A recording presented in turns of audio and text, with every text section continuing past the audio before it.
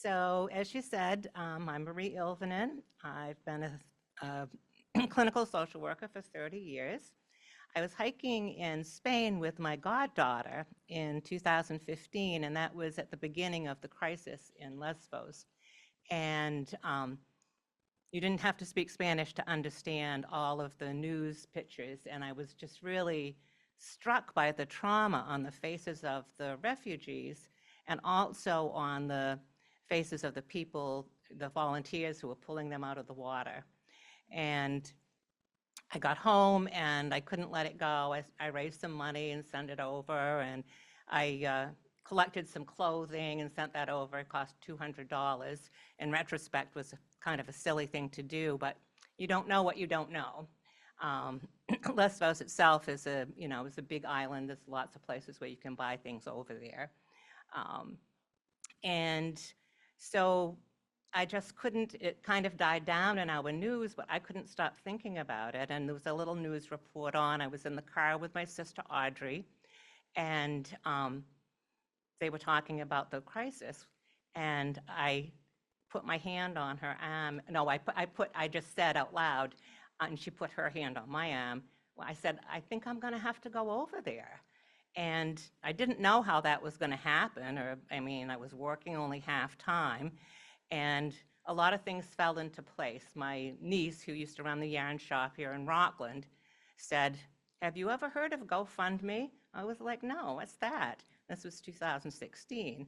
And so she's like, well, we'll get it set up for you. And she did, and there was enough money so I could go.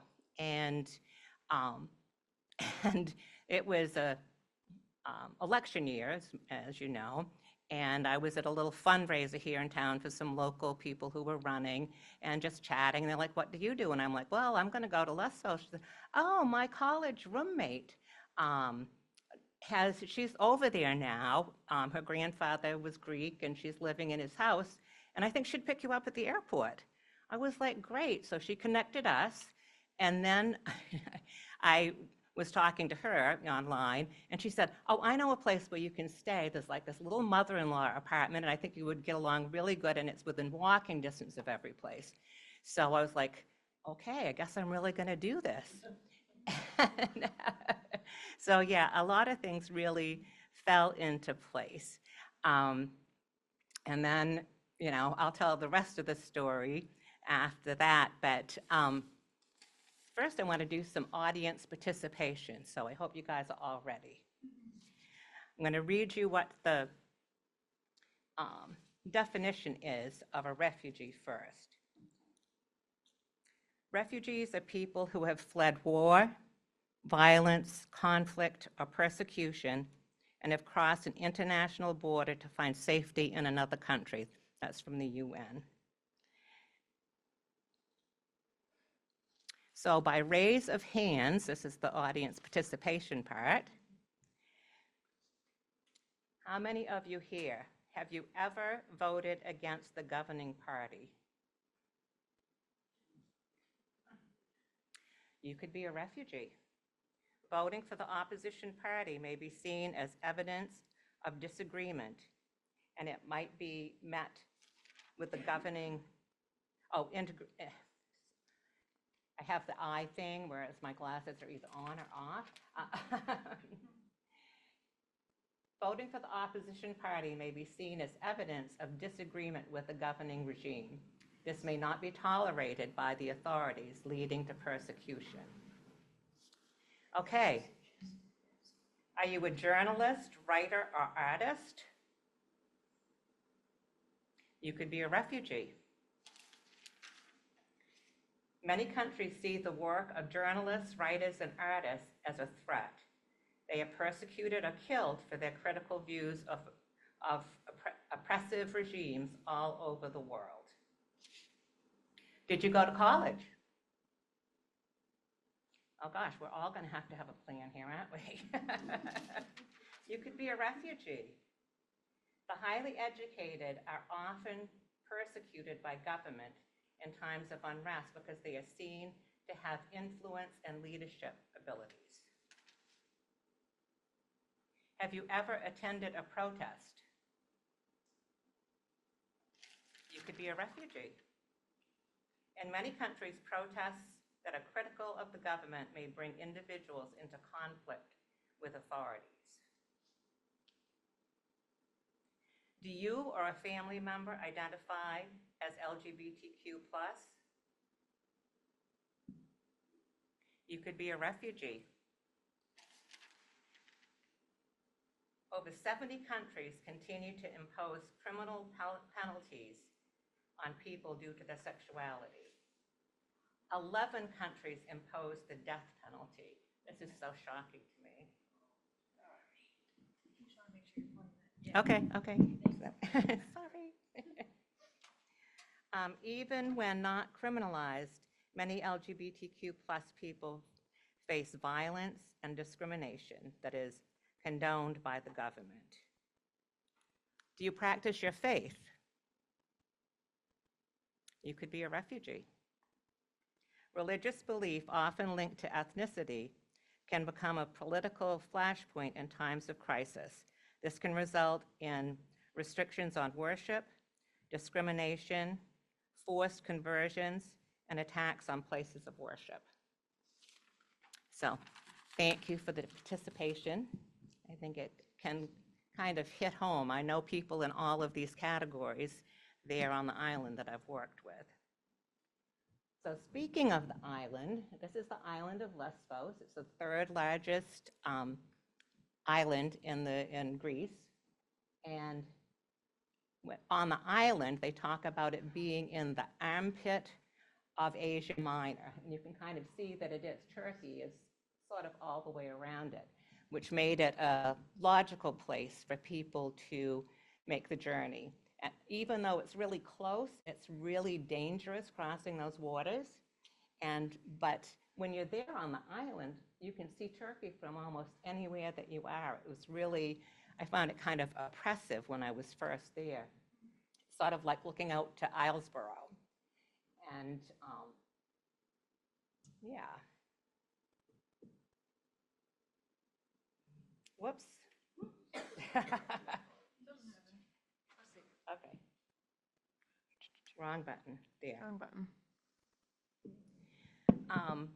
The first time I was there, you heard the lead up to it, I ended up working at a place that was setting up transitional housing. It never actually came to fruition because the Golden Dawn, the neo-Nazi group, had a lot of influence in that area. Come right in. And but while I was there was an author who was gathering material for a book he was going to write, which he did write. It did not get published because it was too political, which was kind of unfortunate. But at any rate, he was going to one of the camps, and I said, I'd like to go with you. And so he said, well, be on the corner at 8 o'clock the next morning. And there was a nurse practitioner. We had been setting up the medical room, and she wanted to come too. So we went to Pikpa, which was a camp for the most vulnerable. They had about 100 people there. There were 3 camps on the island at that time. Now there's just one big one. And one of the things that he wanted to research for his book was the graveyard for the people who had been lost at sea. There were actually 2 graveyards, but it was really pretty secret where it was, again, because of the big presence of the neo-Nazis on the island at that time. So he had directions, but it was like the saying, like, oh, you can't miss it. Well, we went around and around and around, and we found a high hill where we knew we were close, but we couldn't see it. So finally, we stopped this guy who was, a Greek speaker. We were out in the country, and we're all trying to figure out, there were 3 of us, all trying to figure out how to communicate with him. So the writer, he was looking at his cell phone, he was trying to find on the cell phone. I found a piece of paper, and I was, trying to draw a picture of a gravestone, and the nurse practitioner, she goes like this, the shovel and this, and he was like, oh. So he gave us directions, all in Greek, but we did get close enough, and there was somebody working on the road that we had to cross, and we And we went in, and this is the cemetery. It's very sobering when you're there. Just need to look at. Oh, each stone has the gender, the approximate age, and the date that they drowned, so that family members can hopefully be able to identify the bodies. So they're all unidentified? All unidentified, yeah. And then I was invited to go back to Pikva and to do, that was that same trip, to do a stress reduction workshop, which I did. There were about 12 people there, all refugees. I worked for the first time with an interpreter, and it was just a life-changing experience for me to listen to their stories. It was this, we went around in a circle, where do you feel stress in your body? And they just started telling their stories.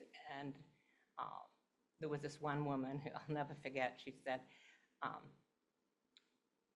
I really think it's great that you're here. She said, and I appreciate you coming and teaching us some skills to lower our stress.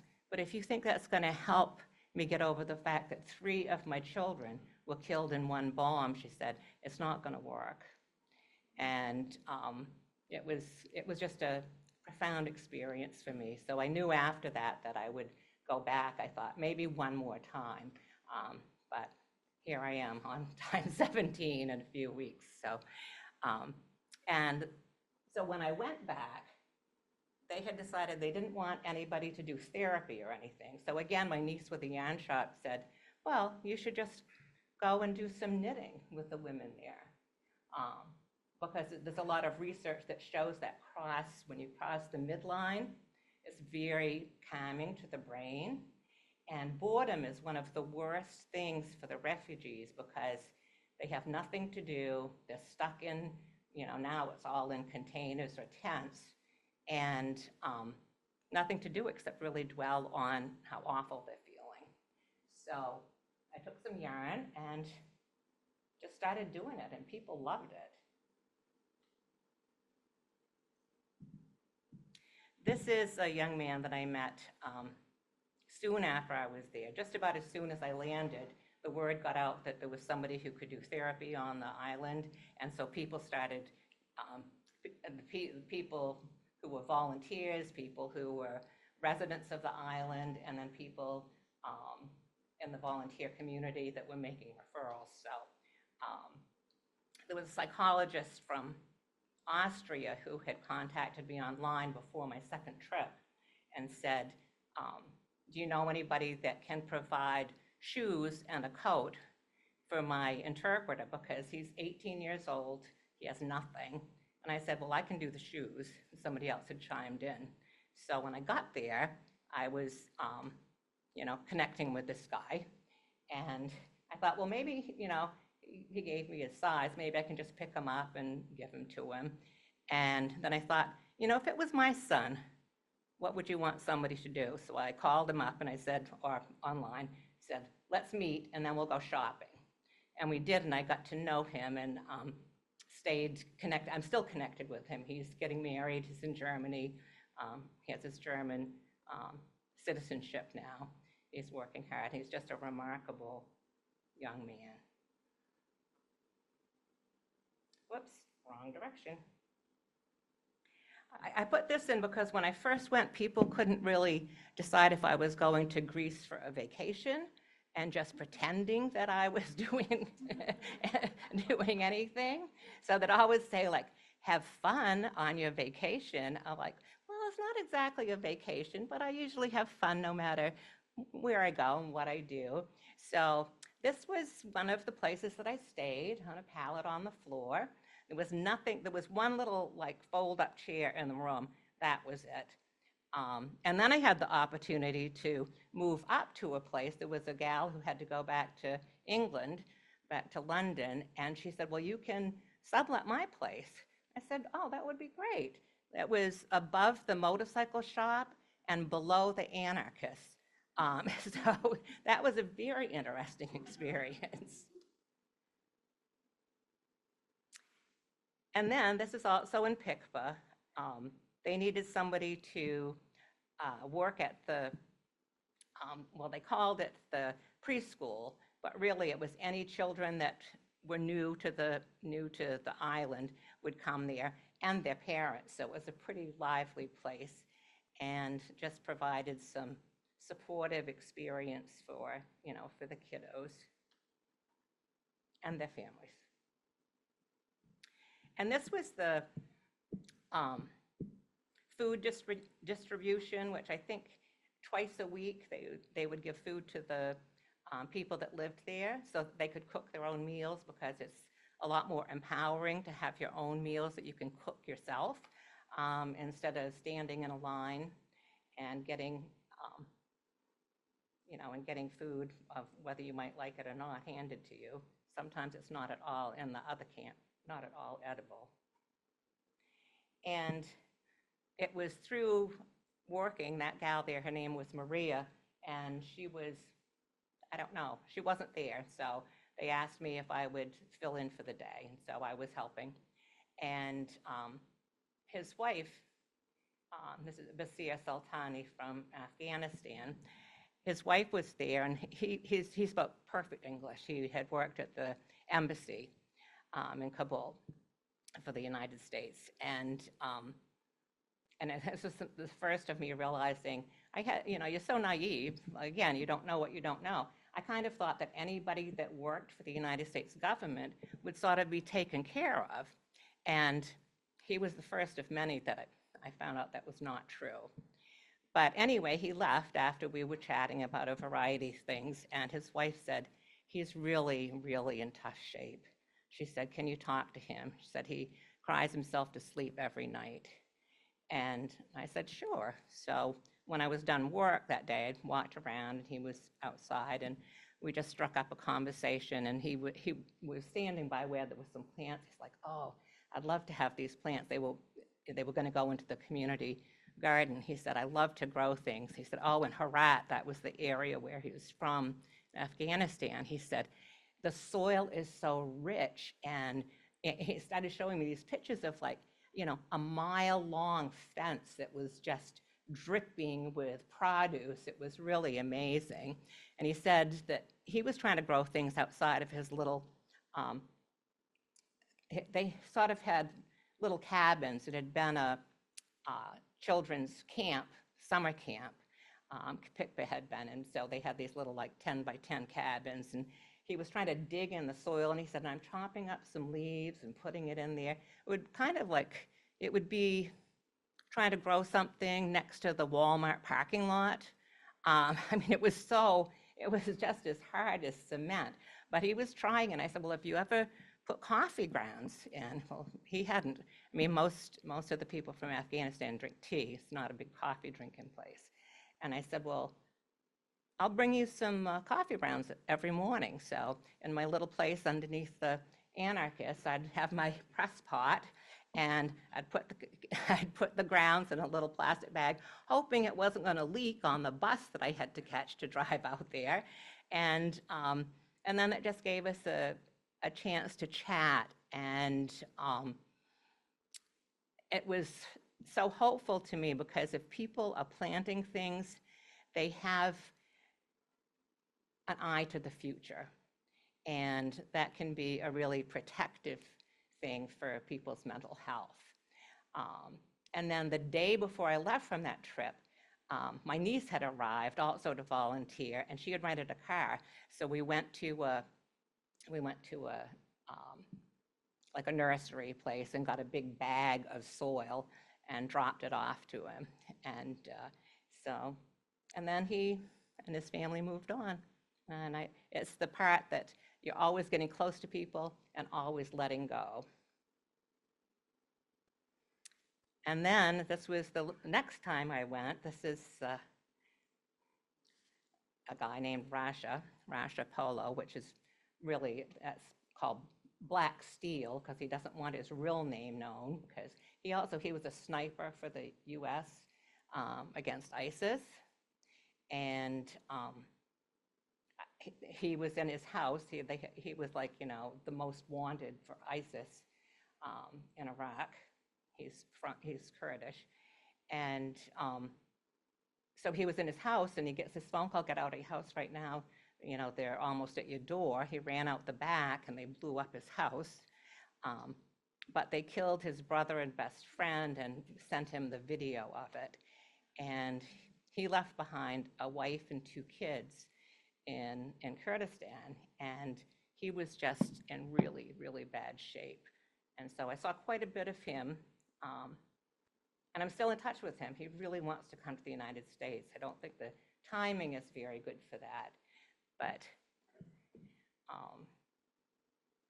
he ended up working for the asylum service all around Europe. Right now he's working for them in Romania, because he speaks, let's see if I can remember, Sorani and Kurmanji, 2 languages I had never heard of. They're both Kurdish dialects. And then I'd been working at the camp at PICFA, but they had enough volunteers. And so I was like, well, and the woman who, you get to know everybody in the volunteer community. It's a pretty small community. And there was a woman who was just starting the women's center at another place, and she said, there's a family emergency. I have to go back to England. And another person who had to go back to England. It happened a lot when I was there, because one of the most amazing things, if I could ever have time to do this, is the fact that everything that's happened on that island since 2015-16 has been volunteers, people who come and go, and many of them, like if you're from the United States, you can stay for 3 months, and that's it. And so there's this constant turnover, and people just showing up and volunteering, and it's pretty remarkable. So this is the Women's Center, and I said sure. Another person that I'd worked with at PITFA came too, and we got it open and did the grand opening and started with some programming. Oh, and I did have some other pictures, but they're not there. So anyway, I worked there for a couple of different times at the Women's Center. It's still ongoing. They try to get some of the refugees themselves to be in charge of it.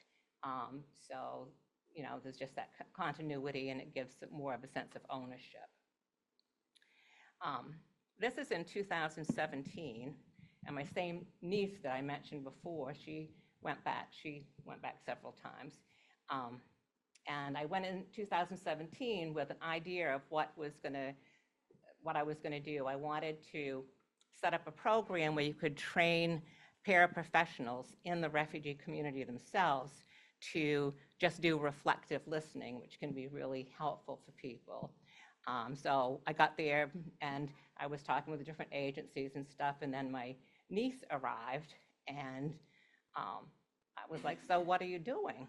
And well, she was working at an agency where the program director had a nervous breakdown and left, and there was a couple that were running it, and the wife, her father died, so she had to come back to the United States, and the husband also had a nervous breakdown. So my niece and a refugee were in charge of this pretty big program, and I said, okay, well, I know what I'm going to do then. I'm going to come and work with you guys.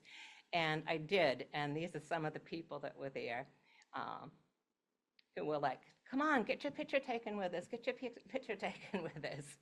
And I worked signing people in, looking at their papers, because it was a clothing distribution and food distribution, and they had a van, and they would go to the camp, fill the van up, and then bring people there kind of all day long, take them back and bring them. And so that way, and also taking care of the kids while the parents were getting their stuff. And this is my interpreter. Zuhair is his name. He was from Yemen. And the little kids hanging out, probably drawing, I think. Yes, that's one of the pictures that they drew. And it just struck me how much the pictures, no matter what culture you're in, are so similar. I mean, this could have been somebody at, South School that drew this. And then this is another place. Usually when I'm there, I work at more than one place at a time because I really want to utilize, my time and energy. So they were starting up a new program, Starfish, and I've worked for them almost every time that I'm there, but now they have closed it down, so every time up until last time. But I'm still in touch with the people that run it, really amazing people who just stepped up to the plate and did a lot of good work. And then after that, I moved on to Medical Volunteers International, and I worked there 3 times. It was, prior to that, I don't think I have any pictures of it. I worked for Advocates Abroad, which is a legal aid organization doing psychosocial assessments that people could use in their asylum process. And that was really interesting work. And you get exposed to a lot of trauma when you're doing those kind of assessments because they're telling you all the details, which I try not to bring home with me too much because it can just stay there. I don't need to bring it here. But that woman actually that ran that was kind of a single-handed thing. She also developed some really serious mental health issues and was psychotic. So it's hard on people.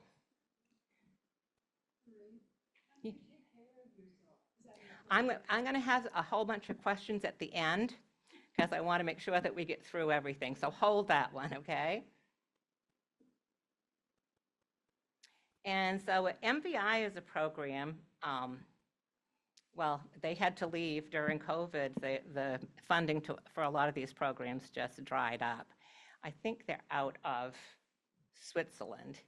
And it was a fabulous program. It was the only children's mental health program on the island. And I was doing assessments to see if kids from the camp would be appropriate. And they had, at one point, they must have had like 12 or 13 different groups because people were broken up into ages. And then the old, like teens, would be ages and genders and different languages that they spoke. So there would be Farsi and Arabic speakers and Lingala speakers, another language I hadn't heard of. But it's really close to French. About every 5th word is a French word, so you could almost, if you try hard enough, think you might be able to understand it. But, and then they had another organization had donated all of these children's playthings. It was basically a play therapy kind of setting where you'd have 3 or 4 kids and a couple of staff people. And during the time that the kids were there, they did parenting classes for the parents on different subjects like, bedwetting, nightmares, different things like that. And so it was a very rich program. It was really an awful thing when it left the island because now there's nothing for kids as far as mental health. This was my office. It was about, I don't know, maybe 5 feet by 8 feet. It was pretty cozy in there when you had a parent, a child, an interpreter, and myself, but we managed. And my interpreters were just wonderful.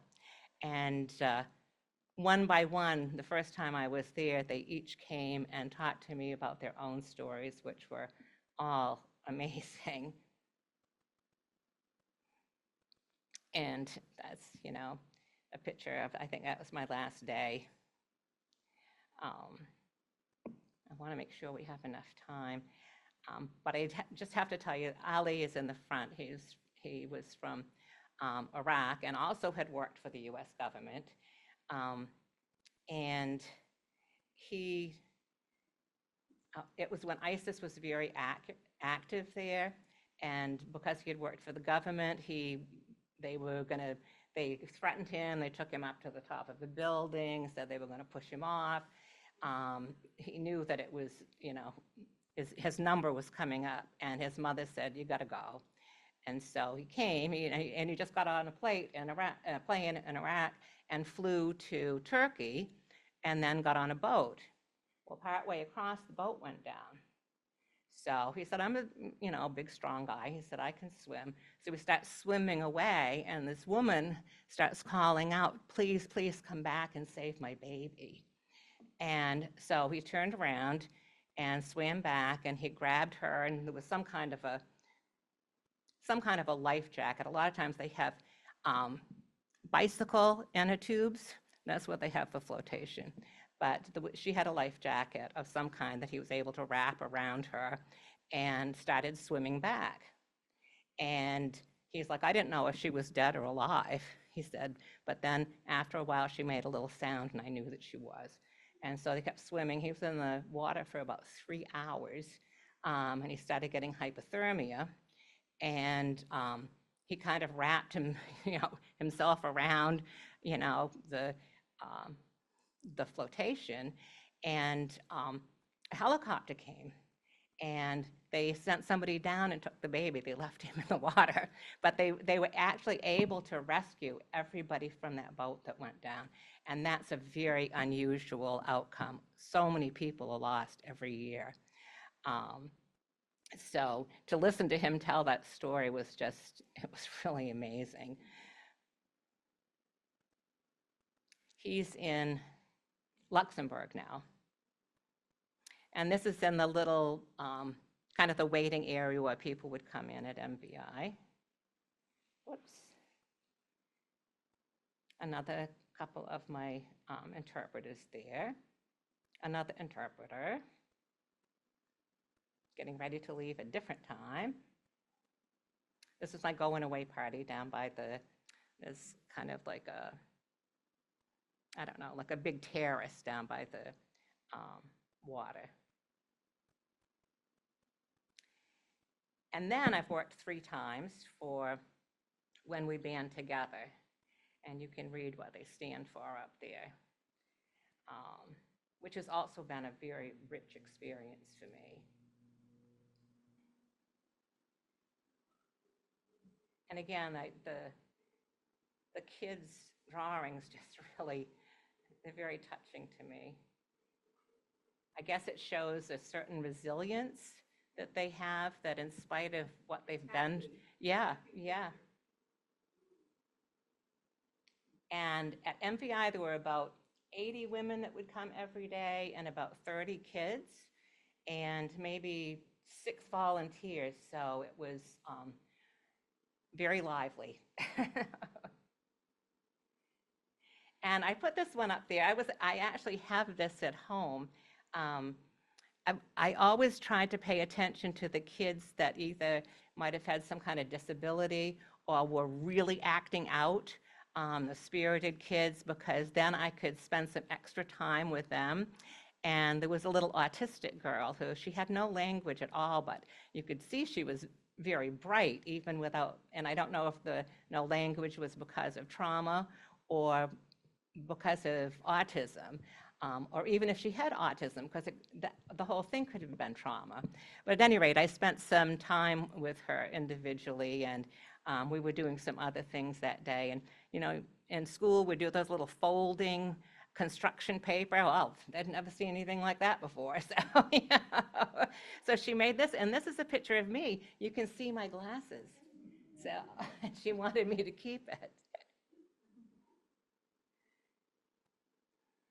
And yeah, this is more stuff there. And then, because somebody who was here Marsha was so kind to give me some art supplies, I decided to just do an open art kind of gathering. And these are a couple of the pictures. I think 6 women that were there. And often with the adults, there'll be the pictures of the boat because the crossing is so terrifying for them. I mean, many of them have never seen the ocean before. And I mean, even though this is the Aegean Sea, it might as well be the ocean. And so you can see how big the mountains are and how little the boat is.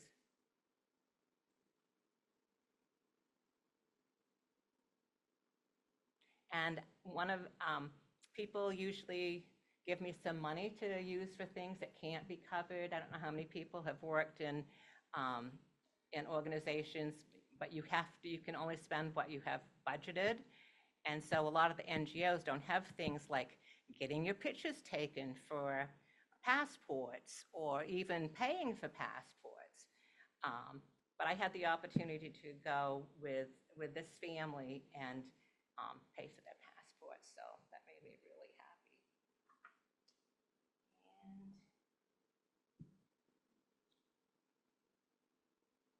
happy. And then we were just playing hand games with these two little boys who really wanted to get in trouble, but I kept them distracted. And this little guy was from Eritrea, and he was so adorable. He could speak a little English.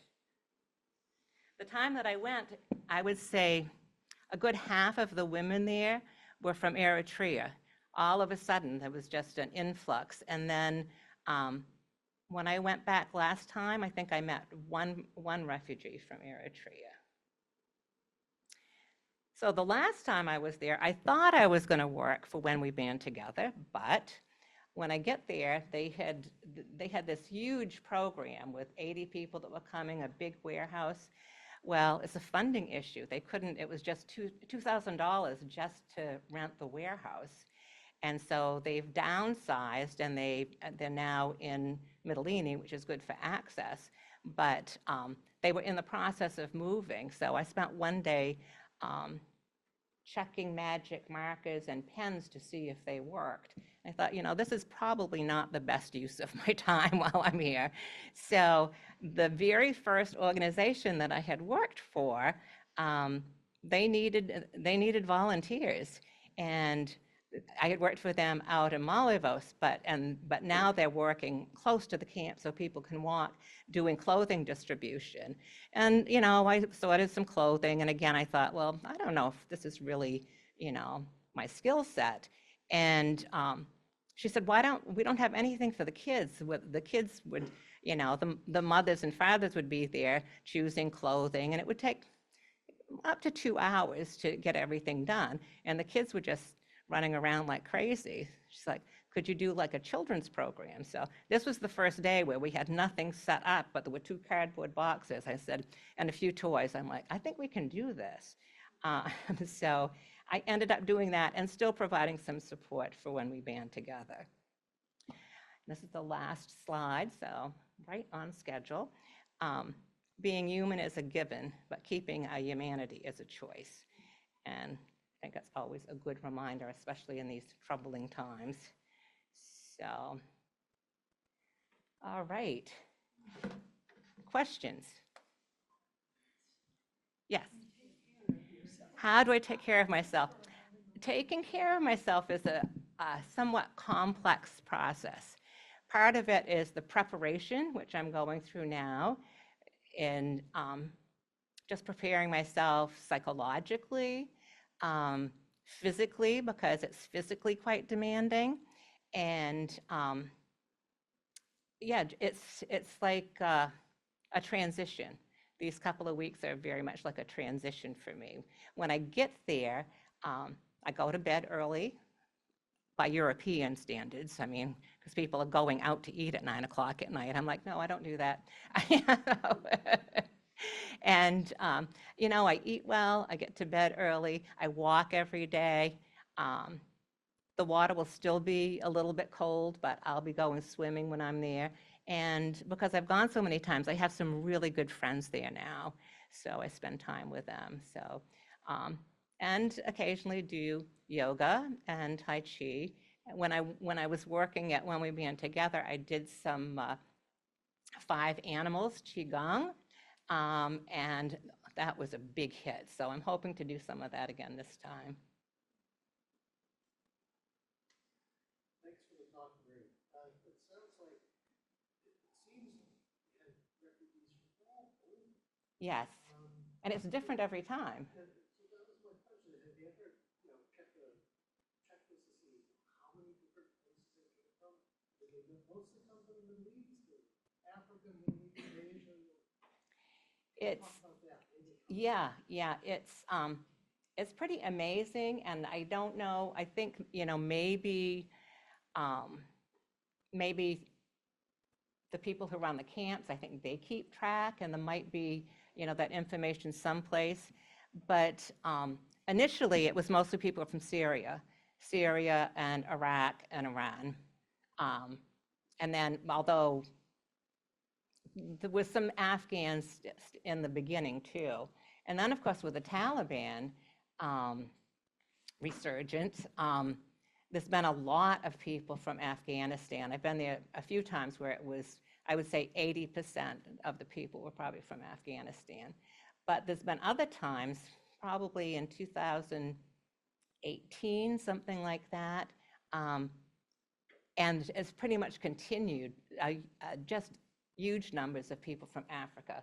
The Eritreans, were part of that population. And one of the things that was fortunate for them, but not for the other refugees, is they got like a free card. I mean, they could come and then they would just be able to get off the island, and there'd be other people who had been there for, like had 4 refusals, and I don't know why this is happening to me, and they get to go. But there's decisions that are made on higher levels about that kind of stuff. But Sudan, there were quite a few Sudanese that were there.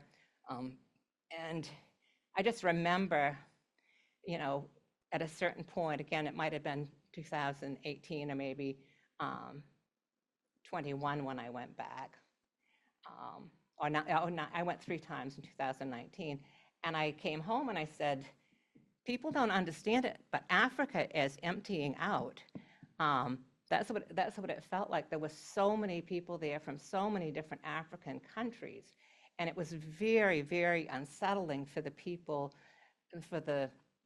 who lived on the island, because that was when there were over 12,000 refugees there, and they would all be downtown, and and they're like, I remember sitting and talking to this guy at one of the big village squares, and he was like, this isn't the way it's supposed to be. And it's another thing that I feel strongly about, is to interact with the people who live there as much as possible and get their perspective and let them be able to express their points of view, because it's important. And yeah, when I was working at this clothing distribution place, there were, they had quite a few people, refugee people, who they call them community volunteers, but they can't earn money without a tax ID, but they can get a stipend. And they could get and we always had a community meal at the end of the day. And I think there might have been 12 people that worked there, and 10 of them were from Yemen. And I've seen a trickle of Yemen before, but I've never seen that many. So it really does, and it does vary. In Africa, you've got the Eritreans, you've got the Sudanese, but then you have people from Cameroon and the Ivory Coast and Ethiopia. So, and probably several more that I can't remember right now. But Are the refugees stateless when they're with you? Because that could really complicate. the only people that I've ever heard referred to as stateless was Isa, who was a Palestinian. And so he had like a whole different kind of legal procedure for him to get his asylum than regular people, because he didn't have he came from Syria, but he wasn't legally a Syrian. Masha?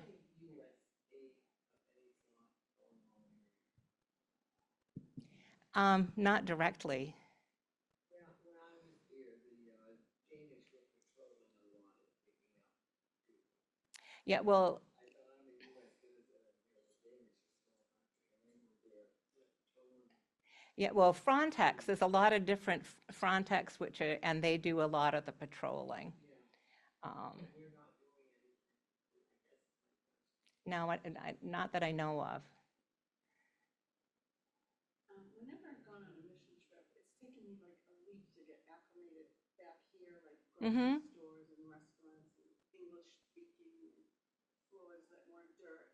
Do you have that trouble coming back and forth? Yes, I do. And I don't really understand why, but my last trip it took me quite a long time.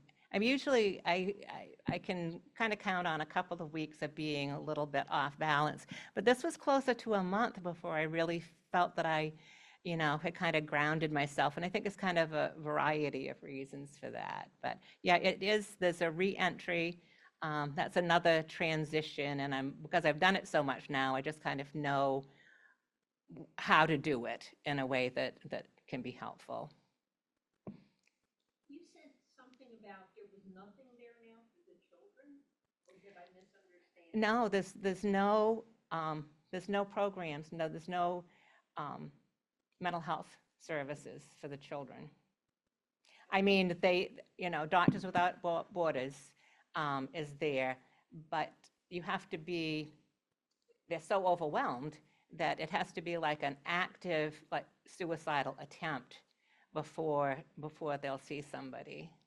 And kids with autism, they try to make referrals to local resources, but there's not a lot of local resources. I think there's, at least the first couple of times I was there, and I think it's the same, there's one psychiatrist on the island for adults and one for kids. This is an island of a population of 100,000 natives. So it's really difficult. And a lot of places, a lot of organizations, well, the Greeks have made it tough. And so a lot of them left because you have to be a registered Greek NGO to work there. And it was a really arduous process for people to do, and cost quite a lot of money for these organizations. So some organizations just left. And then it's all volunteers and it's all donations. These are, and during COVID, there was another wave of organizations that left. So now there's just a lot fewer organizations who are trying to do more because they're all that's there. Yes. We're still Vigilanians. We've been spending our summers on the island for the last 35 years. So you saw a lot of this stuff. Yeah, we lived this whole crisis from 15 to present. We have an organization that's based in Portland, and we gathered $20,000 to ship a container of supplies from, I don't know if you're partners with World Health. They collect medical supplies from hospitals and put it in warehouses, and then organizations pay the shipping. Mm-hmm. And we sent, 2016, a container I remember hearing about that. to Lenny Hospital. So, but it's not, it wasn't a governmental Right. process at all. Yeah. I wondered, are the interpreters, were they paid? Did the NGOs, were they able to pay the interpreters? I don't know for every, in every instance. I think, like my first interpreter, when I did that stress reduction, I don't know if she was paid or not. I think she was, but I think, again, it's usually a stipend instead of a payment because, well, I mean, the Greeks as you know, if you've been there, I mean, they were the ones that's where bureaucracy comes from. So there's all these different things. But I think but I know the ones at MVI, they got a stipend. I just wanted to mention, so everybody knows that Italy, Lesvos, Greece, and Portland, Maine are sister cities. Yeah, I knew that, yeah. So the mayor of Italy may be coming to Portland in October. Oh, wow. Last summer was the 20th anniversary of the sister cityhood, and about 10 people from Maine went there, greeted and left there. So they have the refugee problem there. And in Portland, they've got homeless problems. Mm-hmm. There is this similarity that Yeah. we can consider.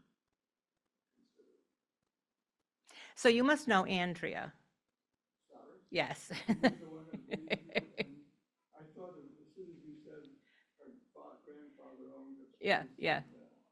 Yes. Because she's mentioned you often, but it took me a minute to put it together. Any other questions? Surely there must be. I recommend people watch the thing on the New York Times, 4.1 miles, New York Times. If you type that into Google, you'll see how the Greek Coast Guard rescued it. Talk about poignant. That's it. Just when you said that, I'm getting goosebumps because, yeah, that was a really awful shipwreck that happened, and many, many lives were lost. And it was one of the things that happened when I was first there in Malivos was I didn't realize just how much it had affected the local population. And well, even Andrea, I said, will you take me up to where the life jacket graveyard is? And she's like, oh, I haven't been able to come up. After we got up, she said, I haven't been able to come up here since the accident. Yeah, mountains and mountains. Yeah, it's really amazing. And another woman in town said, after I'd been there for a while, it was where I was staying. She said, I went down to the harbor today for the first time. I wasn't able to go down to the harbor because, they were pulling kids off from the boats and kids were dying. People were dying of hypothermia. It was really a terrible thing. It happened in, I don't remember the day in October, the 26th maybe of October, but that's what that movie is about. It's, yeah. Yeah, it's well worth watching for folks that are interested. There's also another movie which I haven't watched yet. Some things it's almost too much for me. It's called The Swimmer, and that's about, yeah. Is it? Yeah, yeah. So about, you watched it, so you know more. An Olympic swimmer and her sister who, the boat, the engine wasn't running, so they swam and pushed the boat to Lesvos. That actually happened. Then they were arrested because they were arrested for being smugglers. But they got off. So, yeah, the whole experience of getting there on the boats. And right now, one of the big issues is there are a tremendous amount of pushbacks where the Greek Coast Guard will take boats and they'll, sometimes they take everybody's belongings and all of their cell phones so they can't take videos and beat people up. And then they'll drag them back into Turkish waters and with no, they take the engine off. And that's been happening a lot. But people still make it through. That raises an issue that, for us, because we spend time on the island, and most of our friends are Greek, not expats or, other international folks. We've been through the journey with them. Mm-hmm. Italy is so close to Turkey, and when in 1922 there was the great population swap, when Turkey was formed as a nation from the Ottoman Empire, Mm-hmm.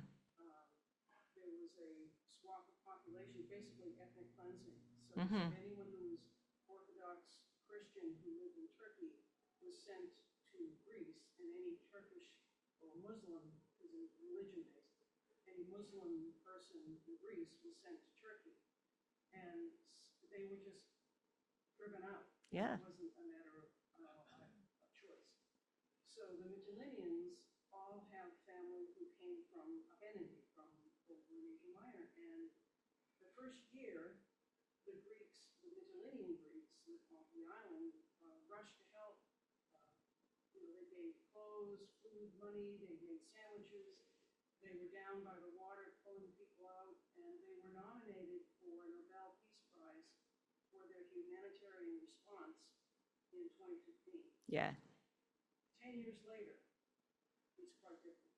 Mhm. Because it's just, it didn't stop. It kept coming. People that, the crime did go up. Although, Mytileneans committing crimes, but I mean, in all groups of people, there are bad people.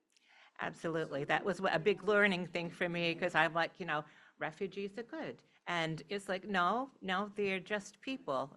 And I mean, I've met some of the most, admirable people that are refugees, but there's also, some that aren't. So we've seen this shift in our friends who were making sandwiches and giving their money to saying, that's it.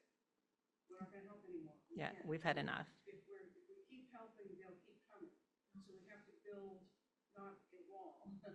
We have to build a psychological wall or a wall of bureaucracy to stop the wave of people that we can't handle so many. Right. And so it's now, we sit in between and we see both sides. and Absolutely.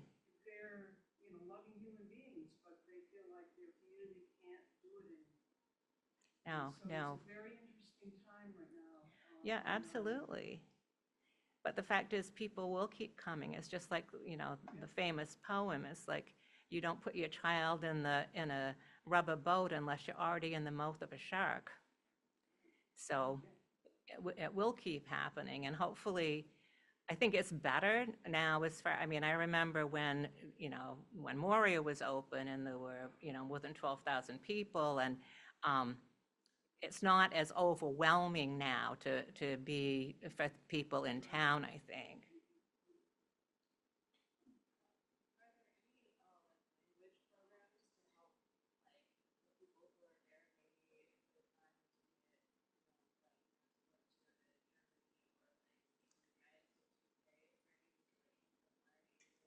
Yeah, when we band together, they taught German, English. I taught English a couple of times because flexibility is a big quality when you're there. It's like, oh, we need somebody to teach English today. I'm like, okay.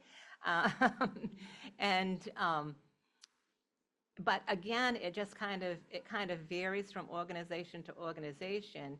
And I think that there's one organization I was just seeing, because I'm in these groups online. They're going to set up an online language program. So,